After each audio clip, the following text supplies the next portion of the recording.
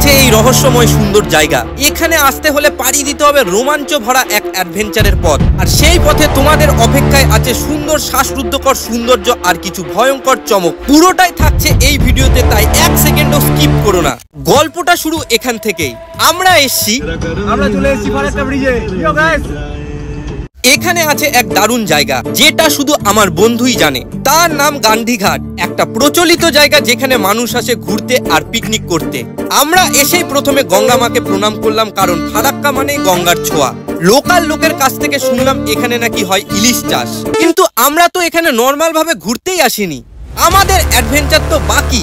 বন্ধুর জানা একটা স্পেশাল জায়গা, সেই জায়গার জন্য বেরিয়ে পড়তে হলো একেবারে জঙ্গলের পথে। পথটা ভয়ঙ্কর হলেও কেমন যেন রোমাঞ্চ লুকিয়ে আছে। কিন্তু যাই বলো, জায়গাটা কিন্তু একটু ইউনিক আছে। এখানে আমাদের চোখে পড়লো এমন কিছু যেটা দেখে গা শিউরে উঠলো। এটা সত্যিই সাপ ছিল কিনা বুঝতে পারছি না, কিন্তু আমাদেরকে বাঁচাতে মনে হয় একজন চলে এসেছে। থ্যাংক ইউ ডগেশ ভাই। কিন্তু যাই বলো, মুহূর্তটা একেবারে ভোলার মতো নয়। সব মিলিয়ে জায়গাটা একেবারে ইউনিক। দেখে মনে হলো ফারাক্কা শুধু ঘাট আর পিকনিকের স্পট নয়, লুকিয়ে আছে অনেক চমক। তাই যদি কোনোদিন ফারাক্কায় আসো, গান্ধীঘাট এক্সপ্লোর করবে আর চোখ খুলে রাখবে, কারণ অ্যাডভেঞ্চার তো লুকিয়ে আছে চারপাশে।